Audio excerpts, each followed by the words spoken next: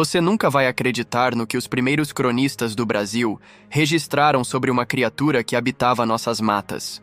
Um ser travesso, invisível para alguns, mas temido por caçadores e respeitado por pajés indígenas. Pouca gente sabe que a imagem que conhecemos hoje do Saci Pererê, um menino negro de uma perna só, fumando cachimbo e usando um gorro vermelho, é resultado de séculos de encontros culturais entre indígenas, africanos e europeus. E o detalhe mais surpreendente? O Saci não nasceu como um travesso, mas como um protetor da floresta, guardião das ervas e dos animais. Se você acha que já conhece essa lenda, prepare-se. Nos próximos minutos, vamos revelar como o Saci evoluiu de um espírito indígena noturno até se tornar o ícone máximo do folclore brasileiro. Fique comigo até o fim, porque algumas revelações vão mudar para sempre a forma como você enxerga essa figura lendária. Muito antes da chegada dos europeus, os povos Tupi-Guarani já falavam sobre um espírito que habitava as florestas. Era conhecido como Sazi, uma palavra tupi ligada a um pássaro noturno de canto melancólico, cuja presença sempre despertava a atenção dos viajantes. Esse ser não era visto como um inimigo, mas como um mensageiro da mata. Seus assobios agudos serviam tanto para alertar, quanto para pregar pequenas peças em caçadores e andarilhos descuidados. Na tradição Guarani-Mbiá, por exemplo, existia a figura de Iazi Iaterê, um menino careca que saltitava pelas pedras e troncos da mata. Ele não apenas pregava travessuras, mas também era visto como guardião das plantas medicinais, indicando aos curandeiros o momento certo de colher raízes e folhas. Para os indígenas, essa figura representava a simbiose entre homem e floresta, uma lembrança constante de que só quem respeitava a natureza podia prosperar. O mito ainda estava longe da versão que conhecemos hoje. Em algumas aldeias, o Saci podia ter 2 pernas, em outras, várias. Havia também quem o associasse ao vento. Redemoinhos eram vistos como manifestações desse espírito brincalhão, ora assustando os homens, ora protegendo os animais. Era um ser ambíguo, que ensinava por meio do inesperado e refletia o profundo respeito dos povos originários pelos elementos invisíveis da natureza. Assim, antes mesmo de receber a influência africana e europeia, o Saci já simbolizava a ideia de equilíbrio. Era uma presença misteriosa, que não separava o medo do riso, o respeito da diversão. Ele mostrava que a floresta tinha vida própria e que ignorar seus sinais poderia trazer sérias consequências. Com a chegada dos portugueses ao território que hoje conhecemos como Brasil, o mito indígena do Saci começou a passar por transformações profundas. Os missionários jesuítas registraram em manuscritos fragmentos das crenças locais, mas muitas vezes reinterpretaram os símbolos indígenas sob a ótica da tradição europeia. O padre José de Anchieta, por exemplo, anotou termos que remetiam a pequenos espíritos do vento, e cronistas como Fernão Cardim mencionaram criaturas de uma perna só que surgiam em meio aos redemoinhos das florestas. Esses relatos já prenunciavam a fusão cultural que estava prestes a acontecer. Os colonizadores não chegaram sozinhos. Trouxeram consigo suas próprias lendas. Os trasgos portugueses, os duendes e gnomos medievais, todos eles seres travessos que gostavam de pregar peças nos humanos.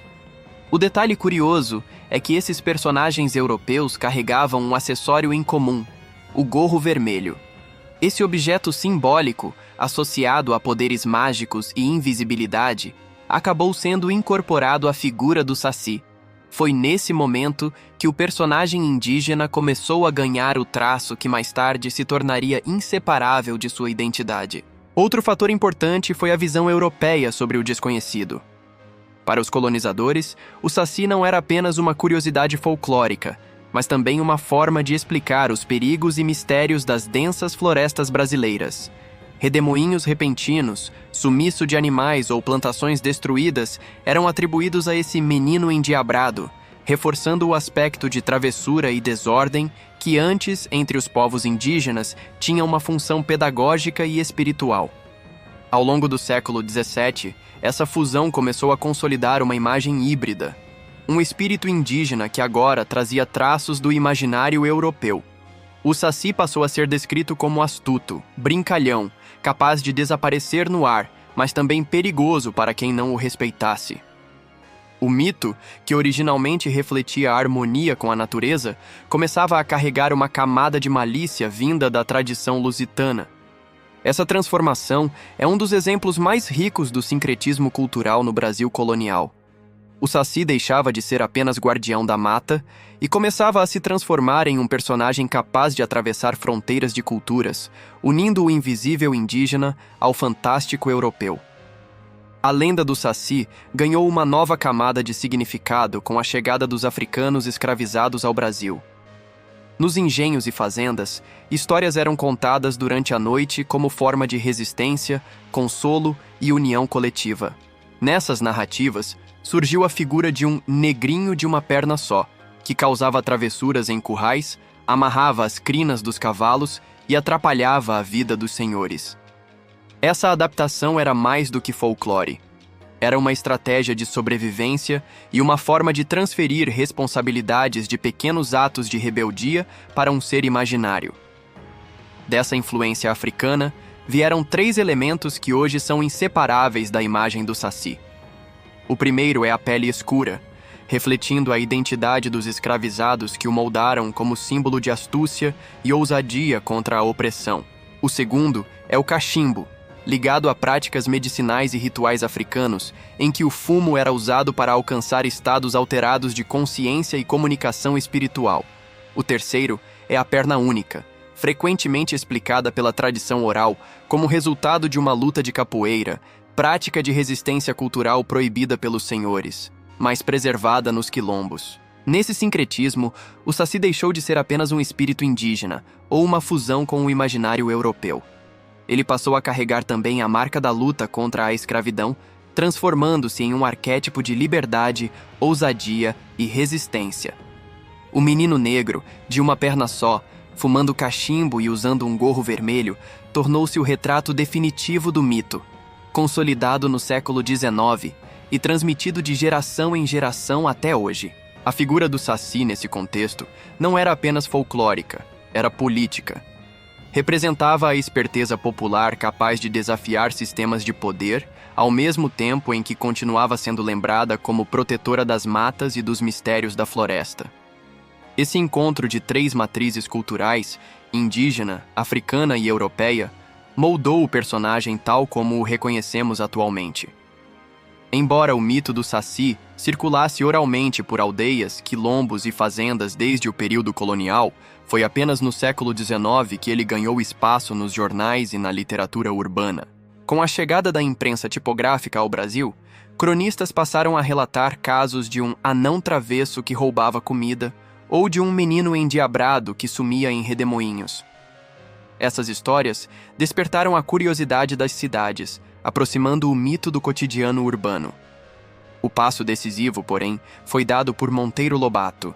Em 1921, ele lançou o livro O Saci, no qual sistematizou a lenda e a transformou em personagem da literatura infantil.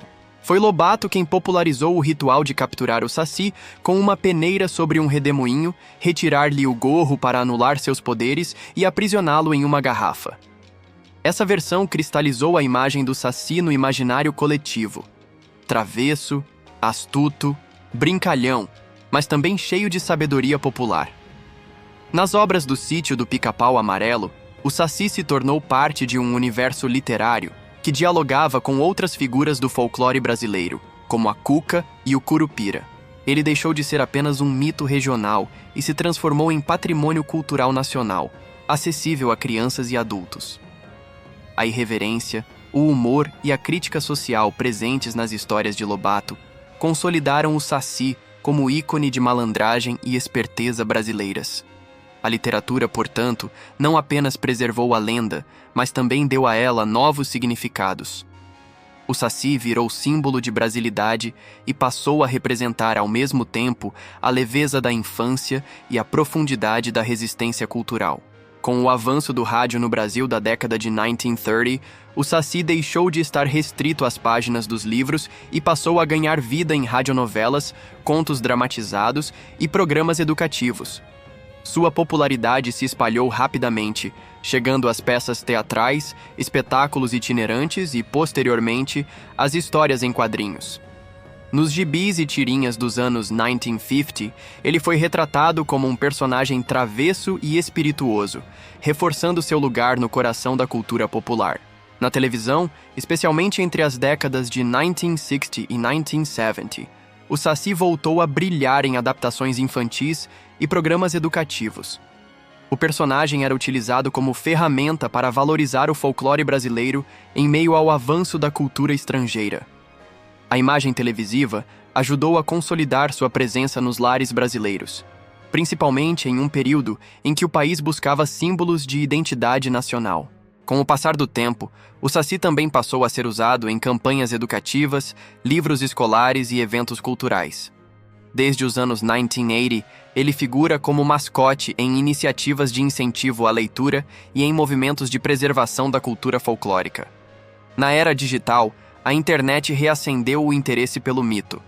Blogs, animações e redes sociais mantêm viva a figura do Saci, reinterpretada em memes, ilustrações e até mesmo em adaptações modernas para games e animações independentes. Esse percurso mostra como o Saci transcendeu gerações e mídias, reinventando-se constantemente sem perder sua essência.